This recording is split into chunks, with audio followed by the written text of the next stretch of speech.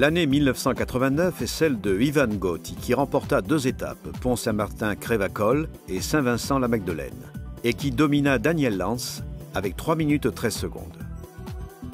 Dans la compétition, on trouve également le Français Richard Virenque, plusieurs fois maillot à pois au Tour de France. La Fédération cycliste italienne voudrait réduire au nombre de 3 les étapes du Tour de la Vallée. Elle y repense, puis décide de limiter la longueur à 125 km. Les organisateurs placent à ce moment-là 2 fractions dans la même journée et sauvent ainsi le Tour. Gotti est un jeune grimpeur de Bergame au visage émacié.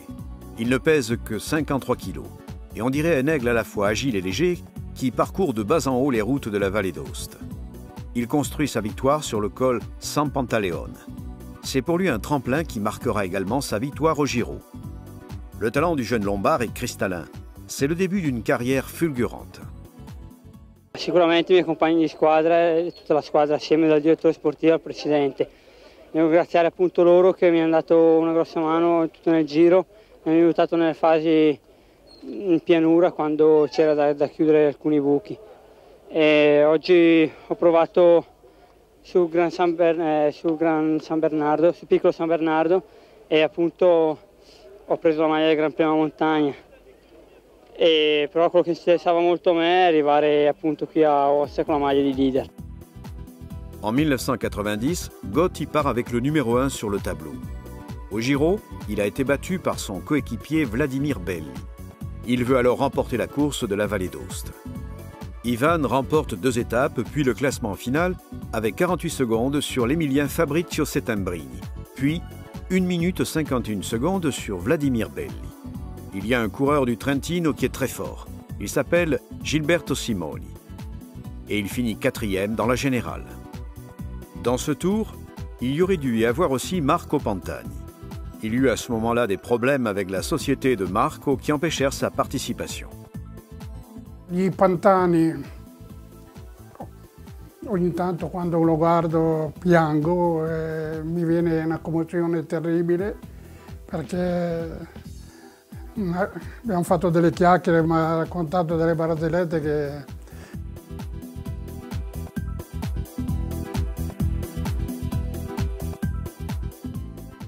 L'année 1991 fut celle du jeune bergamasque Paolo Lafranchi, qui remporta la compétition devant Gian Matteo Fagnini et devant le Milanais Andrea Noé, futur maillot rose du Giro.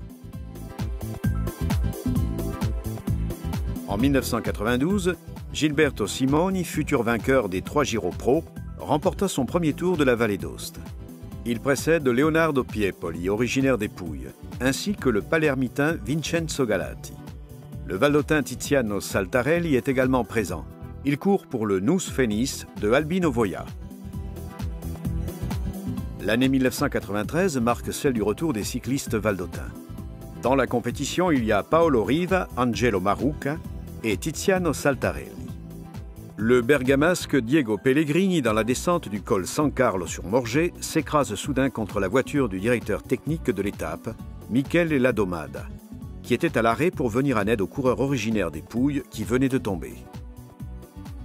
L'impact est terrible et Pellegrini mourra le lendemain au CTO de Turin où il était hospitalisé. Da subito ho avuto un buon rapporto con i genitori di questo ragazzo. Sono andato al funerale io, mia moglie e l'Illaz, quindi subito abbiamo tamponato un pochettino questo. Pensa che ha vinto Savoldelli quella tappa lì, e lui non lo sapeva neanche. E dopo ho fatto fare una lapide per ricordare, perché ho trovato che era il minimo che si poteva fare. Il livello morale è stata una mazzata, però mi ha fatto capire l'importanza della manifestazione e la gravità della responsabilità a cui mi ero assunto. Quindi, avendo anche attutito leggermente con la famiglia, quello mi ha dato la spinta di continuare, perché loro hanno capito che è stato un incidente, un errore di qualcuno, e quindi non mi sono più sentito in colpa, perché la strada era chiusa, per dire, no? Quindi quello che potevo fare l'avevo fatto. L'année 1995 est celle d'une autre petite révolution. Le Tour de la Vallée d'Aoste part de France pour la première fois. On y trouve également les cyclistes valdôtains Diego Prot et Massimiliano Crater. La compétition est un monologue du cuirassé Vini Caldirola. L'équipe de Bergame remporte toutes les étapes du Tour, à part le prologue. Le sarde bergamasque Valentino Foix, 3 fractions et le classement final avec 1 minute 43 secondes sur son coéquipier Stefano Faustini. Et 7 minutes 40 secondes sur Marco della Vedova, l'ex-champion de mountain bike et le premier cycliste à gagner le Tour avec 3 victoires d'affilée sur 3 étapes. Le Tour de la Vallée d'Aoste est toujours plus important. La structure de son organisation est absolument infaillible et le travail de Giovanni Ramirez lui a donné une empreinte très professionnelle. L'organigramme est bien organisé. Ramirez dirige un groupe d'hommes qui ont chacun une tâche bien définie.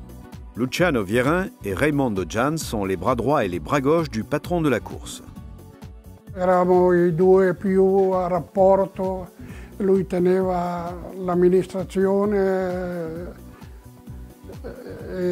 avevamo più confidenza, si decideva le cose perché con Savella era mancato abbastanza presto, però i rapporti più amichevoli e più intimi per quanto riguardava l'amministrazione era con Jans. En 1996, le Tour passe à l'ex-pro Maurizio Vandelli. Diego Prot, Tiziano Saltarelli et Paul Pellissier font partie de la compétition. Un an plus tard, c'est le tour d'Alessandro Plater et de Matteo Tepex avec la victoire finale du Vénitien Davis Miorin, qui profite d'une fuite de bidon pour remporter le premier tour réservé aux cyclistes de moins de 23 ans. En 1998, la course est remportée pour la 4e fois par un étranger, le Moldave Igor Pugaci. Paul Pellissier se retrouve à la 44e place. Depuis 1984 et depuis la 23e place de Bruno Bruno, un Valdôtain ne s'était jamais aussi bien placé. Le Tour parle de plus en plus les langues étrangères. En 1999, il est remporté par le Tchèque Milan Kadlec. Et en 2000, c'est le début de l'ère Jaroslav Popovic. L'Ukrainien remporte largement les victoires des éditions de 2000 et 2001. Ho vinto 2 volte, sono contento. Questa vittoria è prima di mia squadra perché ho lavorato tanto, aiutati e ringrazio loro tutti e il mio direttore sportivo Levano Locatelli. L'année 2003 est la 2e année du grimpeur lombard Marco Marzano, mais c'est surtout l'année de Simone Rovella.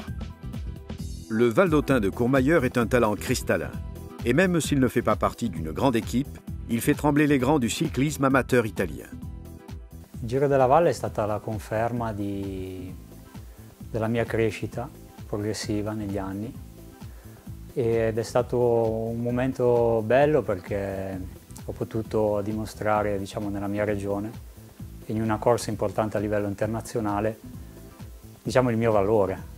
Fino a quando ho iniziato, per me, all'età di 14 anni, il Giro della Val d'Aosta era un qualcosa di quasi irraggiungibile, perché vedevi questi corridori sfrecciare a velocità altissime, in gruppo, tutte le dinamiche del gruppo, il vivere direttamente, era per me un sogno, anche se poi pian piano, con i vari step da allievo, juniores e crescendo, facendo dei risultati che mi confermavano le mie doti di scalatore, pian piano ho iniziato a crederci e poi l'ho vissuto direttamente. 3e étape. Le Tour entre dans la vallée d'Aoste par le col du Petit Saint-Bernard. En breakaway, on trouve entre autres le Valdôtain Eric Bocchicchio. Il commence la montée du Val Grissange, la dernière de cette grande étape. Marco Marzano veut absolument remporter l'étape et il se place tout de suite devant. Cependant, derrière, il y a un Valdôtain qui pédale fort, très fort. Era una tappa su cui avevo messo già gli occhi addosso appena avevo saputo il percorso di quel giro. E poi, sentendo che la gamba migliorava di giorno in giorno, quel giorno quella salita era adattissima a me, riuscii veramente a tirar fuori tutto quello che avevo. Non avendo una squadra forte, non potevo permettermi di avere un treno che mi facesse prendere la salita davanti.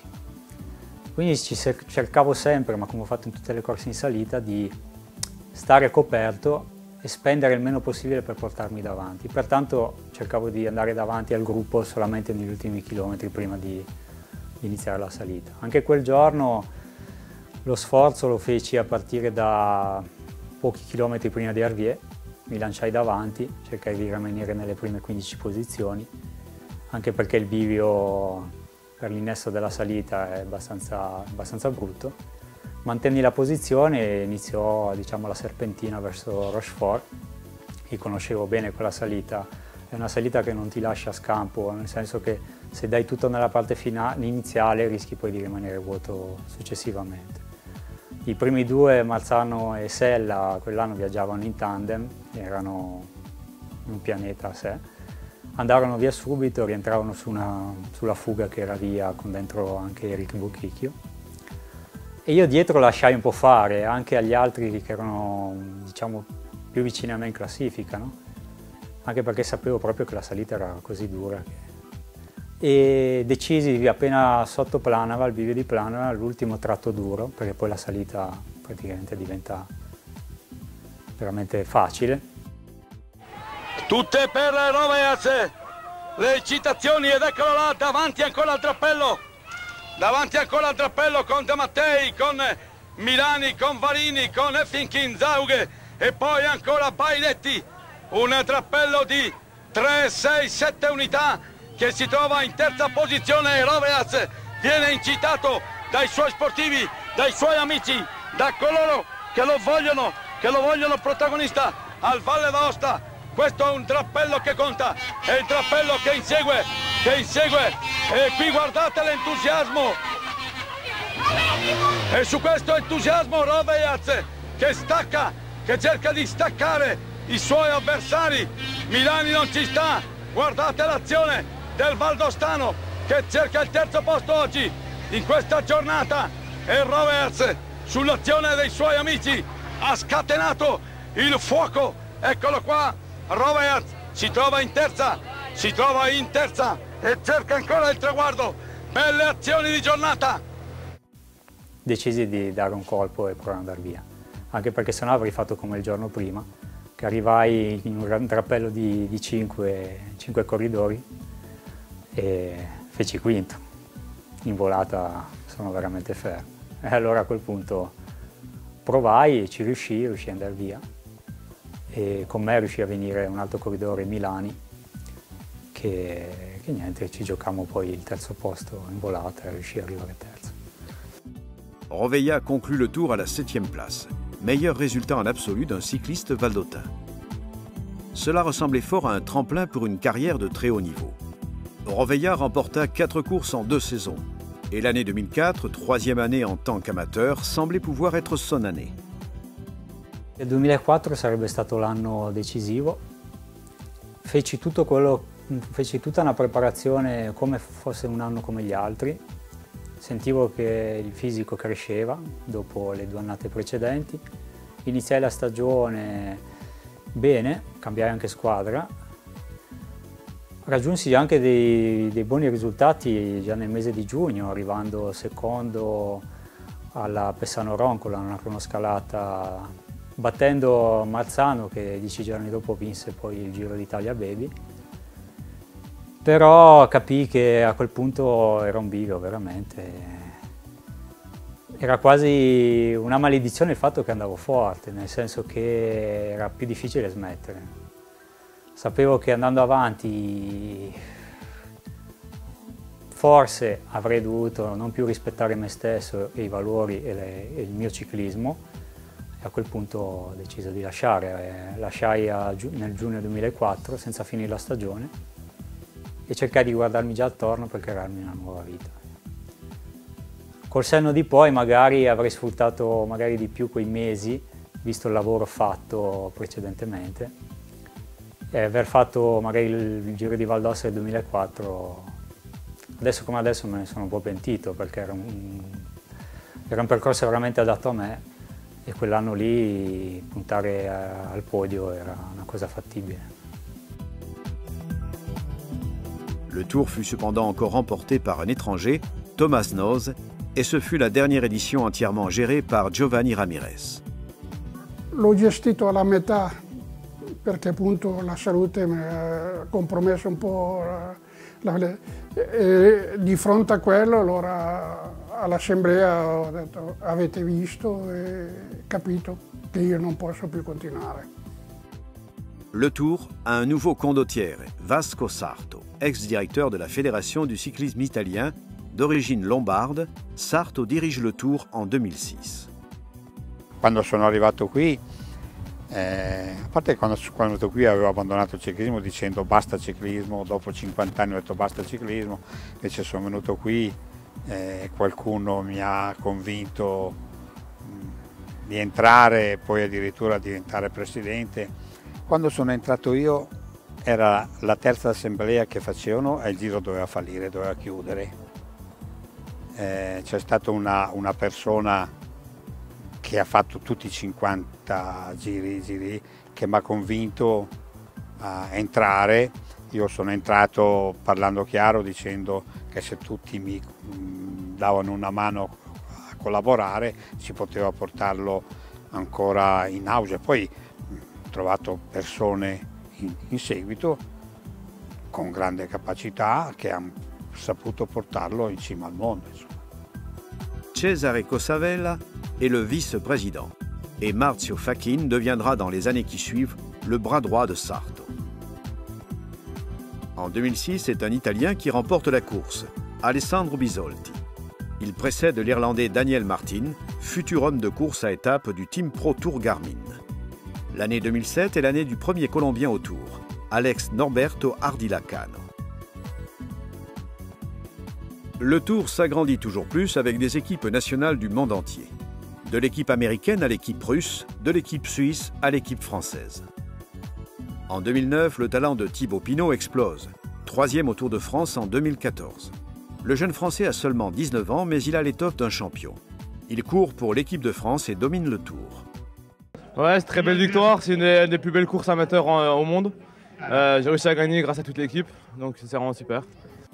C'est le premier Tour pour Thierry Moret. La Vallée d'Aoste a à nouveau un cycliste en course. L'année suivante, c'est l'ère de Fabio Aru qui commence. Le grimpeur sarde court dans l'équipe de Olivano Locatelli, vainqueur en tant que directeur sportif de 9 tours de la Vallée d'Aoste. Il commence laborieusement le tour, puis se reprend et se met enfin à voler. Il gagne devant l'Américain Joseph Dombrowski, qu'il retrouvera chez les professionnels, et devant le Russe Nikita Novikov. Ci credevo perché non ho mai mollato, nonostante il secondo giorno abbia preso un ritardo abissale. Comunque ci ho creduto sino alla fine la grinta mi ha ripagato. Io ho tenuto duro sempre, poi alla fine mi interessava dar spettacolo e fare appassionare la gente. Poi è arrivato questo buon risultato e tanto di guadagnato. C'est le premier tour de la Vallée d'Aoste pour un autre Valdôtain, Vladimir Kua. En 2012, le Tour est déplacé de septembre à juillet pour éviter la superposition avec le Tour de l'Avenir. Très bon choix qui augmente considérablement le niveau de la course. Aru gagne à nouveau et il s'envole aussitôt pour le Colorado où il participera à sa première course en tant que professionnel avec le Team Astana. Il a laissé un souvenir exceptionnel à la Vallée d'Aoste. Il montera sur le podium du Giro 2 ans après, en 2014, pour la 3e place. Le Tour devient d'année en année le théâtre de naissance de professionnels du vélo. La compétition est ouverte également au Team Continental, qui représente souvent les équipes satellites des Team Pro Tour. Les cyclistes qui viennent courir dans la Vallée d'Aoste sont de petits protagonistes. L'attrezzatura, il sistema che hanno, sono professionisti, ecco. Infatti ci sono tutte le squadre professioniste che hanno i loro vivai, ma la sistemazione, il sistema di preparazione anche per un cronometro è stupefacente vedere, ti lascia perplesso, ti lascia a bocca aperta, perché cioè, uno che è un po' fuori vedere questa organizzazione, queste squadre che arrivano con i pullman che hanno tutto sopra e tutto, cioè, non è più dilettantismo, ormai siamo a livelli eccezionali. Ecco.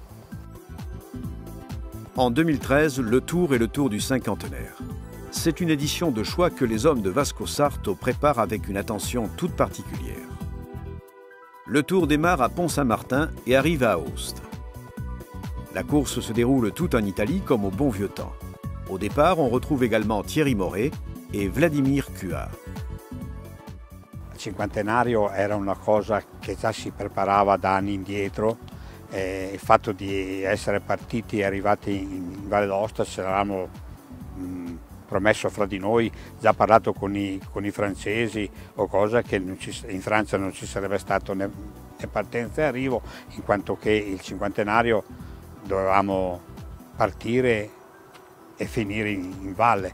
Abbiamo fatto la partenza a Pont-Saint-Martin dove il giro è nato e il carosello di Aosta penso che sia stato una cosa in onore alla città di Aosta, in onore alla Valle d'Aosta.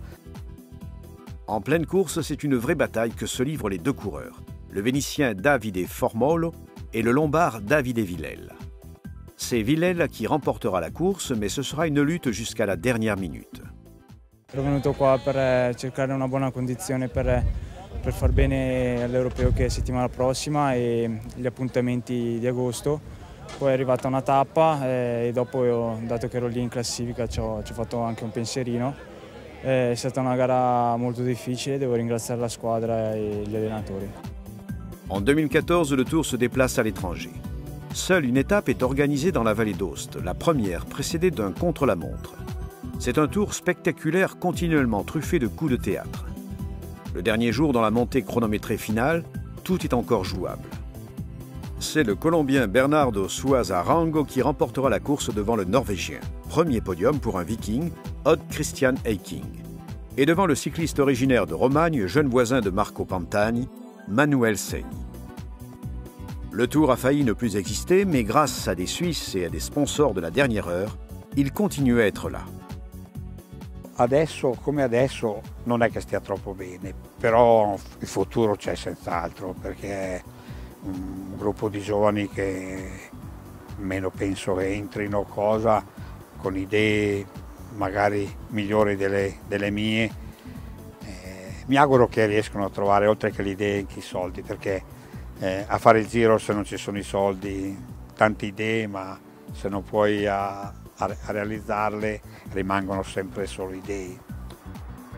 Le futur de la course ne sera plus entre les mains de Vasco Sarto.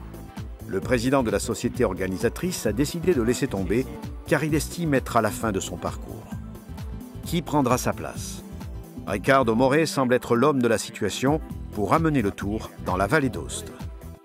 Notre rêve, c'est bien sûr celui d'avoir un jour un Tour du Val d'Aoste qui naît, qui croît et qui finit tout au Val d'Aoste. Ce serait un retour au passé, ce serait le retour aux racines même du petit Tour du Val d'Aoste.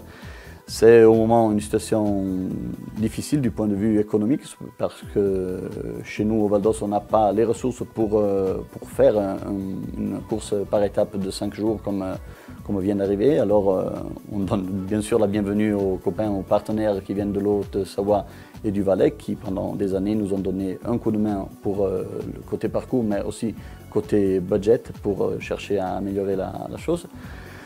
Pour ce qui concerne le futur, je crois que les membres de la Società Ciclistica Valdostana nous devrons penser à un futur qui n'est pas le Tour du 2015 seulement, mais un petit tour qui, sur 3 ans, sur 5 ans, pourquoi pas, une prévision de, disons, sur plusieurs années. Et pour ce qui concerne le retour au Val d'Aoste pendant toute la compétition, bon, il faudrait bien maintenir des bons rapports avec l'administration publique, la région et les communes bien sûr, mais en sachant que ce n'est pas la région et les communes qui payent tout le Giro parce que c'est absolument impossible et ce ne serait même pas bien de ce point de vue.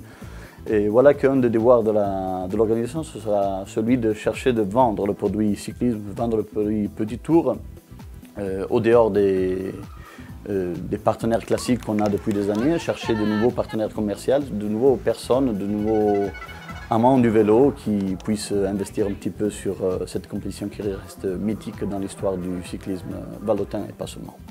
Je suis convaincu que le petit Tour du Val d'Aoste doit continuer. Je suis convaincu parce que j'ai vu dans dans les yeux des gens qui travaillent avec moi. Il y en a beaucoup dans l'esprit des personnes qui travaillent dans la Società Ciclistica Valdostana, qui ont travaillé et qui continueront à travailler dans ce domaine, la volonté de continuer. Voilà, si pendant le printemps on avait des gros problèmes liés au budget, on a des gros problèmes même à finir une restitution du petit tour du Val d'Oste.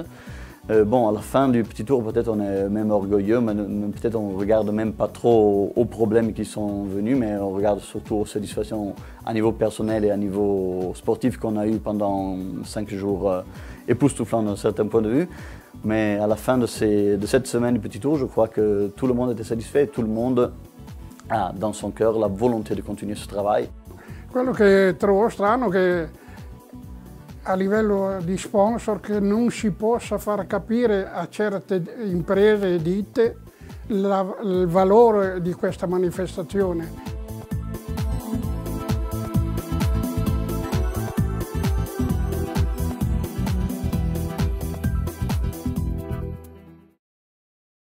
Il giro che ritornasse un po' di amicizia e più valdostani.